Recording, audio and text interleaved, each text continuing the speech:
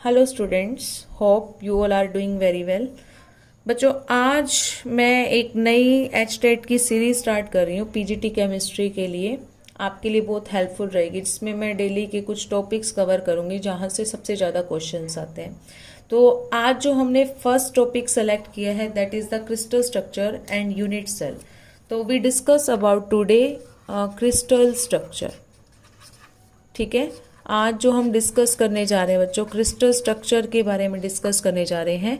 Crystal structure क्या होता है बच्चों? सबसे पहले आपको ये पता होना चाहिए, क्रिस्टल स्ट्रक्चर में आपके पार्टिकल्स जो होते हैं वो अरेंज्ड होते हैं, 2 डायमेंशन में भी हो सकते हैं, और मेजरली जो आपको मिलते हैं बच्चों वो किस में मिलते हैं? आपको 3 डायमेंशन में।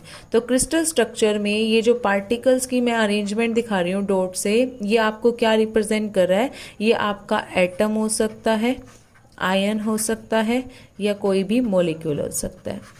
ठीक है, और ये जो पार्टिकल्स की अरेंजमेंट है स्पेस में, ये मिलकर क्या बनाते हैं बच्चों? देखो, ये मिलकर बनाते हैं हमारा एक लैटिस, जिसको हम बोलते हैं क्रिस्टल लैटिस, या फिर एक नाम और दे देते हैं इसको स्पेस लैटिस, क्योंकि ये जो अरेंजमेंट है वो किस में है? हमारी स्पेस में। तो जहां पे भी वर्ड आ जाए ना बच्चों लैटिस, लैटिस का मतलब होता है अरेंजमेंट ऑफ पार्टिकल्स। अब बच्चों देखो, ये जो आपके पार्टिकल्स हैं, अगर हम इनको ज्वाइन करते जाएं तो आपको एक बॉक्स रिपीट होता दिखाई दे रहा है, एक स्क्वायर बॉक्स ऐसा लग रहा है, बार बार रिपीट होता जा रहा है। तो ये आपको याद रखना है, जब आप 4 पार्टिकल्स को ज्वाइन कर देते हो तो आपकी ये जो अरेंजमेंट है, ये छोटी सी यूनिट जो ऐसे लगेगा बार बार रिपीट होती जा रही है, ये वाली यूनिट बार बार रिपीट होती जा रही है। तो ये छोटी सी यूनिट जो बार बार रिपीट हो रही है, और इसके रिपीट होने से आपका क्या बन रहा है? कंप्लीट क्रिस्टल लैटिस बन रहा है। तो इस स्मॉल यूनिट का नाम है बच्चों यूनिट सेल। ये सबसे इंपॉर्टेंट चीज है, that is the unit cell. तो यूनिट सेल क्या है? ये smallest unit which repeat again and make a 3 dimension crystal lattice, जो रिपीट होकर आपकी क्या बना रही है? कंप्लीट क्रिस्टल लैटिस की फॉर्मेशन कर रही है। आप यहाँ पे यूनिट सेल को बच्चों एक कंपेयर कर सकते हो, आपको जैसे एक वॉल बनानी है। ठीक है, अब वॉल बनाने के लिए हमें बार बार ब्रिक्स को क्या करना पड़ता है? रिपीट करना पड़ता है। तो यहाँ पे जो ये पूरी वॉल बन जाएगी ना बच्चों, ब्रिक्स को रिपीट करने से, तो जो ये वॉल बनी है इसको तो आप बोलोगे क्रिस्टल लैटिस।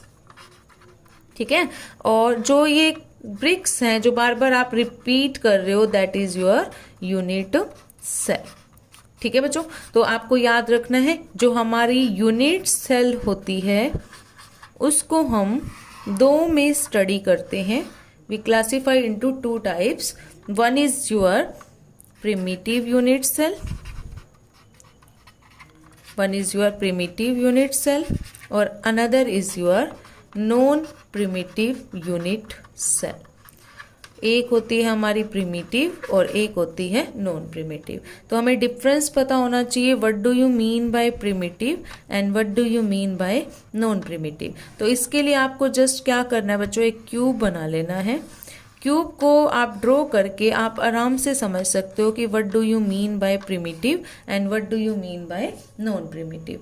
प्रिमिटिव का मतलब ये होता है बच्चों, अगर पार्टिकल्स ओनली क्यूब के कॉर्नर्स पे हैं, और वी नो क्यूब के कॉर्नर्स होते हैं 8, तो इसीलिए आप बोलोगे अगर पार्टिकल्स ओनली कॉर्नर्स पे प्रेजेंट हैं तो हम उसको क्या बोलेंगे? Primitive unit cell. ठीक है, ओनली कहाँ प्रेजेंट है? कॉर्नर्स पे। अगर पार्टिकल की अरेंजमेंट हमें कॉर्नर पे दिखाई दे रही है तो उसको हम बोलेंगे प्रिमिटिव। अगर पार्टिकल हमें कॉर्नर के अलावा और इंटीरियर सरफेसेस पे दिखाई दे रहे हैं, मतलब कॉर्नर के अलावा अंदर वो कहीं भी हो सकते हैं, कॉर्नर पे तो होंगे ही होंगे, इसके अलावा वो अंदर वाले फेसेस पे मिल सकते हैं। ठीक है, या बॉडी पे मिल सकते हैं, बॉडी के सेंटर पे। तो याद रखना, कॉर्नर्स के अलावा इंटीरियर भी मिल सकते हैं। अगर कॉर्नर्स के अलावा इंटीरियर भी मिल रहे हैं तो आप उसको कौन सी यूनिट सेल बोल दोगे? Non primitive unit cell. अब आपने जब प्रिमिटिव और नॉन प्रिमिटिव के बारे में समझ लिया तो आपके माइंड में आया होगा कि प्रिमिटिव में तो क्या है? Particles only corner arrangement show करें, तो ये तो आपका सिंपल टाइप होगा।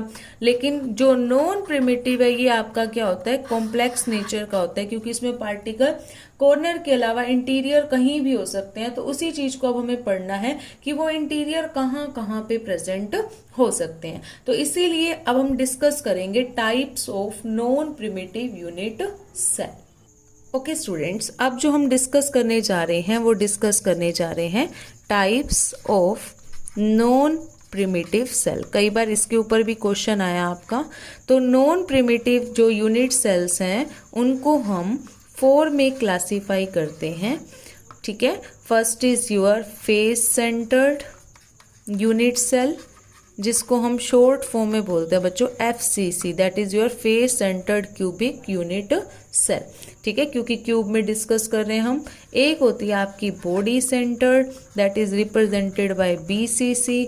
एक होती है बच्चों आपकी एज सेंटर्ड, और एक आपको याद रखनी है एंड सेंटर्ड। तो यूनिट सेल बेसिकली आपसे पूछा जाए तो आपको बोलना है नॉन प्रिमिटिव यूनिट सेल आपकी 4 टाइप्स की होती हैं। One is your face centred, one is your body centred, one is your edge centred, और one is your end centre.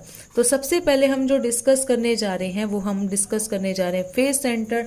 Face centred आपको नाम से इंडिकेशन दे रहा है बच्चों फेसेस, और आपको एक बात याद रखनी है, क्यूब के अंदर टोटल फेसेस होते हैं 6, प्लीज रिमेंबर इट। ये कॉर्नर अरेंजमेंट बनानी है पहले आपको।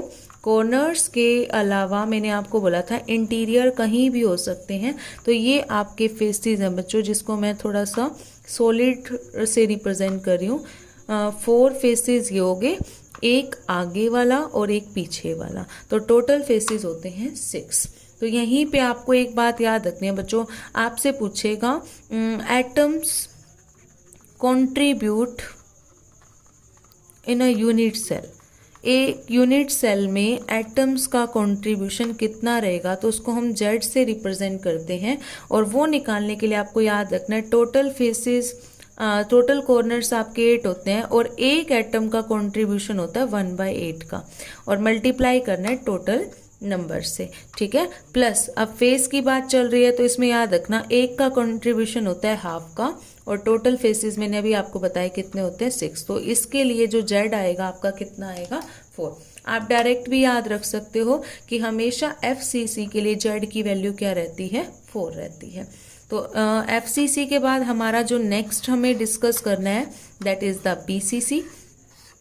और BCC के अंदर क्या होता है स्टूडेंट्स, आपके जो पार्टिकल्स हैं हमें पता है कॉर्नर पे तो रिप्रेजेंट हम करेंगे ही करेंगे, इसके अलावा जो पार्टिकल्स होंगे वो बॉडी के सेंटर पे भी होते हैं, और क्यूब में आपको पता है बॉडी का सेंटर ओनली कितना होता है हमारा 1 ही होता है, क्लियर। तो इसीलिए याद रखना जब आप इसके लिए Z की वैल्यू निकालोगे तो फर्स्ट पॉइंट आपका सेम रहेगा कि 8 कॉर्नर्स हैं, A1 कॉन्ट्रीब्यूट करता है 1/8 का, प्लस बॉडी के सेंटर पे तो एक ही है तो इसका कंट्रीब्यूशन इक्वल रहेगा। तो इसलिए आपको याद रखना है हमेशा जो Z की वैल्यू BCC के लिए आती है दैट इज योर 2, क्लियर। अब हमारा 3rd नंबर पे आता है स्टूडेंट एज सेंटर्ड, ठीक है। एज सेंटर्ड में क्या होगा, एजेस। एजेस हमें पता है किनारे, जो पार्टिकल्स हैं वो आपके एजेस पे भी होंगे, क्यूब के एजेस। और क्यूब के एजेस अभी आपको पता चल जाएंगे टोटल कितने होते हैं, क्योंकि हम इसमें ड्रॉ करके देखेंगे। Firstly we discuss about corner. Corner बनाते हैं हम, ठीक है। कॉर्नर हमें पता चल गए 8 हैं। अब हमें डिस्कस करना है स्टूडेंट्स किसके बारे में, एजेस। एजेस क्या होते हैं, दिस वन, 2 कॉर्नर्स के बीच का, 2 कॉर्नर्स के बीच, 2 कॉर्नर्स के बीच में जो भी होगा आपका वो आपको क्या रिप्रेजेंट करता है, एज रिप्रेजेंट करता है। और ऐसे जब हमने ड्रॉ करके देखे और काउंट किया तो हमने ये देखा कि जो हमारे एजेस होते हैं वो टोटल होते हैं 12। तो टोटल एजेस कितने हैं हमारे 12 हैं स्टूडेंट। तो इसीलिए आपको याद रखना है कॉर्नर वाले का तो सेम रहेगा 1/8 × 8। एजेस का कंट्रीब्यूशन याद रखना है 1/4 का होता है स्टूडेंट, और टोटल एजेस आपके 12 थे। तो इसके लिए जब आपने Z की वैल्यू निकाली तो आपकी क्या निकल के आई 4। तो FCC और जो आपका एज सेंटर्ड होता है ना स्टूडेंट, उनके अंदर थोड़ी सी सिमिलैरिटीज है कि दोनों के लिए जो Z की वैल्यू होती है वो क्या रहती है, सेम रहती है। 4th is your and centred, ठीक है। एंड सेंटर्ड में क्या होता है स्टूडेंट्स, एंड सेंटर्ड में आपको एक बात याद रखना है कि कोई भी दो अपोजिट फेस सेलेक्ट करने हैं आपको। अभी मैंने आपको बताया था कि टोटल फेसेस हमारे 6 होते हैं, तो हमें क्या करना है, कोई भी 2 अपोजिट फेस सेलेक्ट कर देने हैं, चाहे आप टॉप और बॉटम ले लीजिए, चाहे आप साइड वाला ले लीजिए। फॉर एग्जाम्पल मैंने ये लिया एक फेस और इसका अपोजिट फेस हमारे को पता ये है, तो इसीलिए याद रखना स्टूडेंट्स, इसके लिए जब आप z की वैल्यू निकालोगे तो 1/8 × 8 ये तो सेम रहेगा। और अभी मैंने आपको बताया था फेस का कंट्रीब्यूशन हमेशा हाफ का होता है, और यहाँ पे टोटल एटम ही कितने हैं फेस पे 2, तो इसलिए हमें यहाँ पे कितने से मल्टीप्लाई करना पड़ेगा 2। जैसे यहाँ पे हमने कितने से किया था 6, क्योंकि टोटल एटम्स कितने थे 6 थे, तो इसीलिए जब भी आप इसको प्रिडिक्ट करोगे तो आपका आंसर कितना आएगा 2। तो आप ये बोल सकते हो जो z है हमारा, एक ट्रिक से याद रख लेना, FCC और एच सेंटर्ड के लिए वो सेम रहता है, दैट इज योर 4, और BCC और एंड सेंटर्ड के लिए वो रहता है 2। तो ये एक शॉर्ट ट्रिक बन जाती है आपके लिए, ताकि आप इजिली क्वेश्चन सॉर्ट आउट कर सको। तो आपको यहाँ तक समझ में आया कि FCC और H के लिए 4 रहेगी वैल्यू, BCC और एंड के लिए कितनी रहेगी आपकी 2। तो ये हमने डिस्कस किया किसके बारे में, types of non primitive unit cell. Okay students, अब आपको एक बात और सुनिए जो मोस्ट इम्पोर्टेंट टॉपिक है। यूनिट सेल को जब हम ड्रॉ करते हैं ना स्टूडेंट, जैसे मैंने अभी आपको बोला कि अगर आपको एक यूनिट सेल को रिप्रेजेंट करना है तो आप एक क्यूब बना लीजिए, क्योंकि क्यूब जो है वो परफेक्ट एक्सप्लेनेशन देती है किसके बारे में, यूनिट सेल के बारे में। तो स्टूडेंट्स हमने एक चीज़ नोटिस की कि एक यूनिट सेल में या एक क्यूब में अगर मैं इस पॉइंट को सिलेक्ट कर लूँ रेफरेंस पॉइंट 1 के, तो ये मान लो x एक्सिस है, this is your y axis, this is your z axis. तो x एक्सिस में जो ये लेंथ है बच्चों, हमने इसको बोल दिया a, ठीक है। ये वाली हमारी होगी b और ये होगी हमारी c। तो टोटल लेंथ कितनी है 3। तो आपको याद रखना है एक क्यूब के अंदर जो एक्सियल लेंथ होते हैं बच्चों वो 3 होती हैं, a, b और c। और आपसे पूछ ले, देखो इनके बीच में एक एंगल बन रहा है, that is represented by alpha, ठीक है। इनके बीच में दो एक्सिस के बीच में जो बनेगा वो होगा आपका बीटा और ये आपका होगा गामा। तो टोटल एंगल्स भी आपके कितने रिप्रेजेंट किए जा रहे हैं यहाँ पे 3।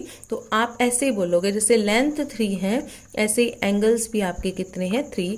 1 is your alpha, 1 is your beta और 1 इज योर गामा। तो एंगल्स भी 3 है, लेंथ भी आपकी कितनी है 3 है। तो इसलिए आपको याद रखना है एक यूनिट सेल के अंदर axial length ABC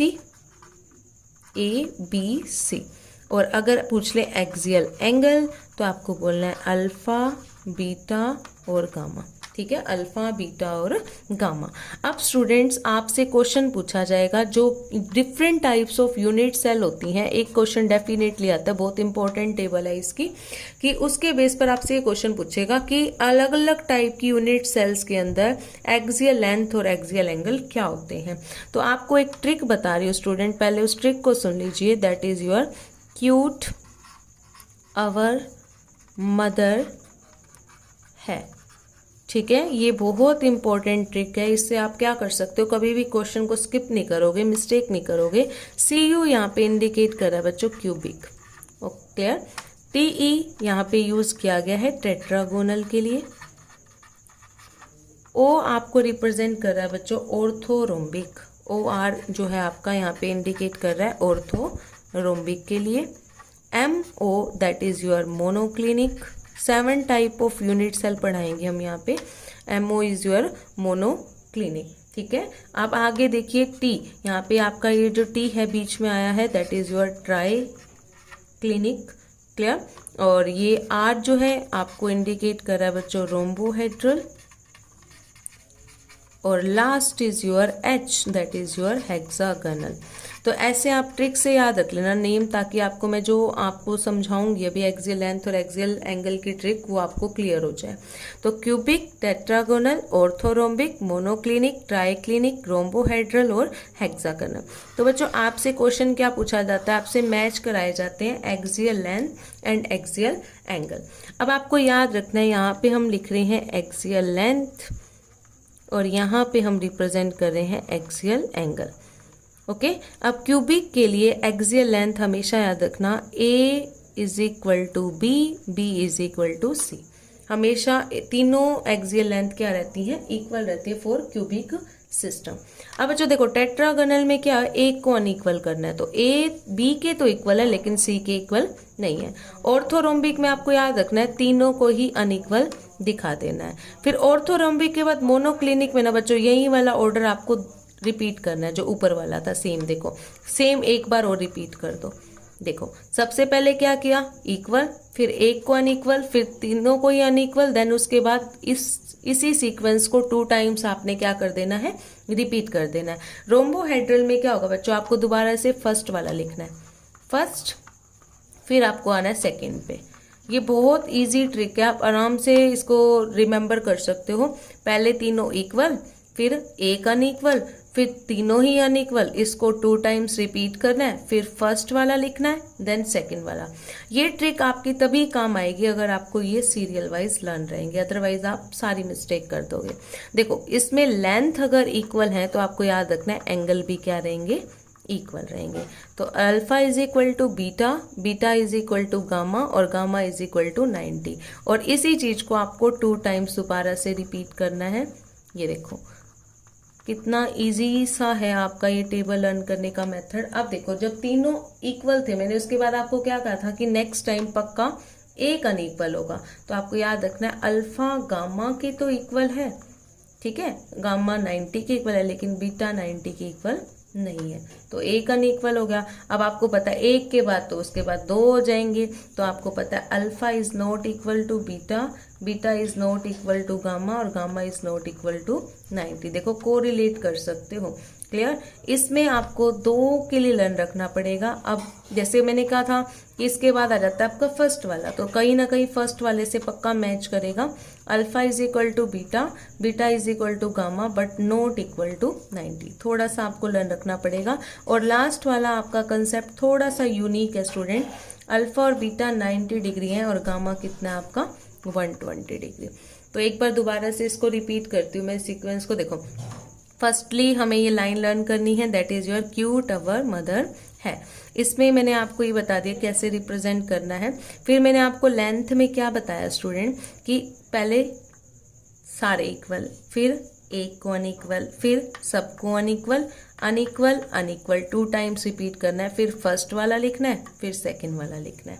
second one इसमें क्या बताया आपको कि पहले तीनों एंगल क्या है, इक्वल, देन इसी सीक्वेंस को आपको 2 टाइम्स रिपीट करना है। अब जब एक बार तीनों इक्वल हो चुके हैं तो नेक्स्ट टाइम पक्का एक अनइक्वल मिलेगा, तो आपको एक को अनइक्वल करना है, फिर सारों को ही अनइक्वल कर देना है, फिर इसको और इसको कोरिलेट कर लो, इसमें तीनों चीजें इक्वल है, इनको इक्वल रख दो, लेकिन ये 90 के इक्वल नहीं है। अल्फा और बीटा 90, गामा किसके 120, that is the hexagonal, clear. अब आपके एग्जाम में क्वेश्चन कैसे आएगा, आपको 4 ऑप्शंस दिए जाएंगे, उनमें से कहेंगे कि क्यूबिक के लिए या किसी भी सिस्टम के लिए पूछ लेंगे, बताओ एक्सियल लेंथ और एक्सियल एंगल कौन सा कोरिलेट कर रहा है।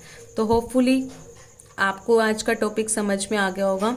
ऐसे डेली मैं आपको शॉर्ट ट्रिक्स बताया करूंगी, जिससे आपका क्या होगा कि बहुत सारे क्वेश्चन बिल्कुल करेक्टली क्या हो जाएंगे, अटेम्प्ट हो जाएंगे। Thank you so much students. Channel को लाइक करना, शेयर करना, कमेंट करना